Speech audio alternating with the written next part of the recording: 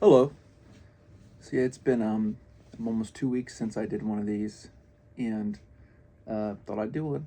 A lot of times when I do these, it's like clarifying to myself where I am in time and space, because I specifically don't try to think about what I'm going to say before I start recording. I just like put the camera up there and press record. I'm like, okay, what comes to mind?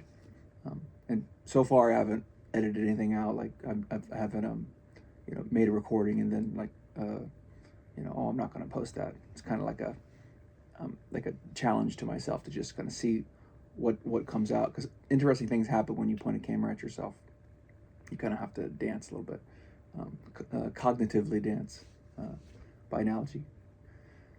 But yeah, it's week 10 of the semester, and this it's today's Thursday, so I don't teach today. Um, this Monday, strangely, they canceled classes.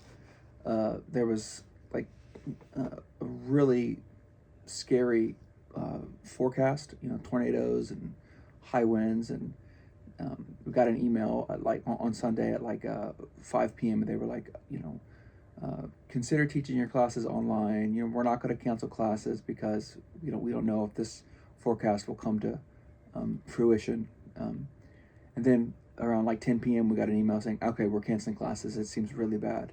And then the next day came and nothing. It was just like, there was a few moments of like sunshine and everything. So I thought that was funny.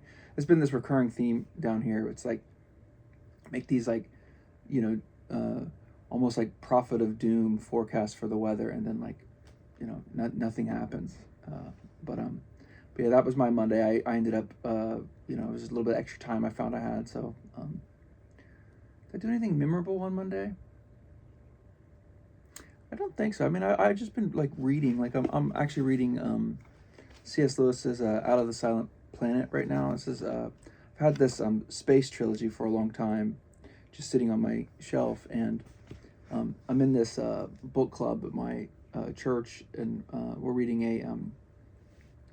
it's an interesting book. It's about Lent, but it's with the Inklings. So every day you have this short reading, and it usually like it talks about mostly Tolkien and C.S. Lewis and their fantasy writings, but also some other Inklings. But um, we're I think like 3 weeks into Lent, and so I've read a lot of those entries, and they keep talking about the Space Trilogy, and I'm like, man, I've never read that, and had talks with friends. They always bring up the Space Trilogy, and it's like something has to give. So I finished this like a Warhammer 40k novel, and I'm like, maybe I should try something different. So I started reading this. About halfway through it, and it's a pretty good novel. It's kind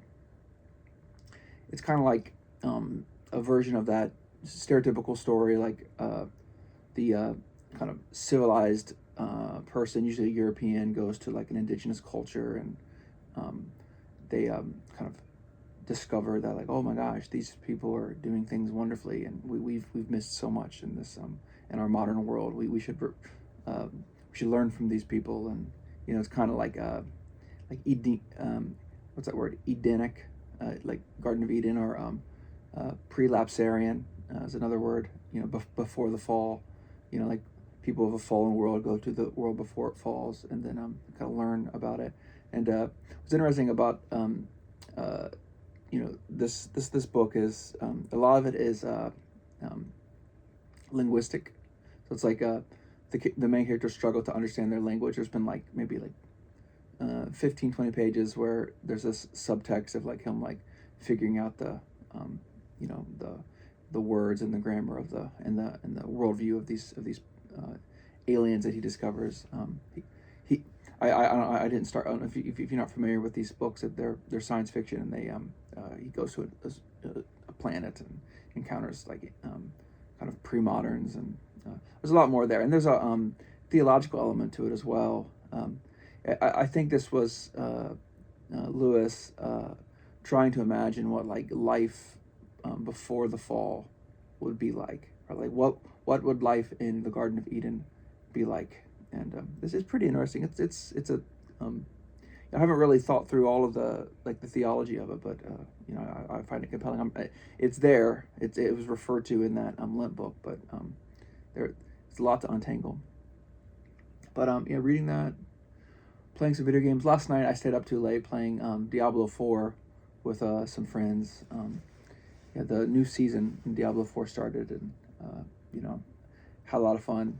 It was like 10 p.m. and my wife was getting ready for bed. We usually go to bed around 10:30. We're very boring, and I'm like, I'm thinking about jumping on Diablo 4 and playing for like 30 minutes or so with my friends. And she's like, all right, don't stay up too late. And the next thing you know, it's like 1 o'clock in the morning. So I'm pretty.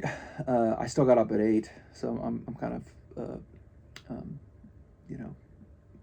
ass dragging tired. That's how I want to say it, but I'm not sure how much I should censor myself on YouTube. But yeah, pretty tired. I've had 2 cups of coffee. I've been listening to. I've been getting my news from the Economist. Subscribe to the Economist. It's like one of my favorite news magazines. I love how in depth their coverage is, and also I feel like there's multiple benefits that can allow you to trust its analysis. It's because maybe I'm being naive, but first off, it's from the UK, and so there's kind of distance from like American politics, and then they also are like focused on economics, so they're not interested in like culture war sort of things. So you end up getting this. It's like a breath of fresh air. It's like by analogy, if like CNN or like Fox News or highly like in the thick of it news coverage is like a seltzer with like a bunch of like lime juice and mottled fruit and a little bit of stevia, and it's a tea. It's like all The Economist is like cold, clear, triple filtered water. I'm not sure if that makes sense. That's my analogy, my beverage analogy. But anyhow, been listening to that, and about like I recommend their daily podcast. It's 10 minutes. It's called The Intelligence. No, The Intelligence is their long podcast. It's about like 20 minutes update. But there's this thing called Espresso, which is the Economist Espresso, which I like the idea that you listen to it while you drink coffee. It's just 10 minutes of coverage, and don't want to get into like current events, but so much is going on. It's just it's good to dip in every now and again and kind of get out of the I definitely do not get my news from social media, but I'm taking my distance from social media because so many people are talking about things, but but it's been kind of, even though horrible things are happening, it's been I've had less anxiety by going to like a trusted news source and just kind of getting just the facts, if that makes any sense. I'm probably going to go on a run here in a little bit, even though I'm tired. I've been working on a long literary project. I just did my word count. I'm at like 56,000 words, which is awesome. What else? Going to make a smoothie after that, and yeah, I mean that's it. That's my update. Probably gonna do some more reading today, and tomorrow's Friday, so I teach as usual, and I have I'm in the faculty senate this semester, so I'm gonna have a faculty senate meeting. But all right, well, have a good day.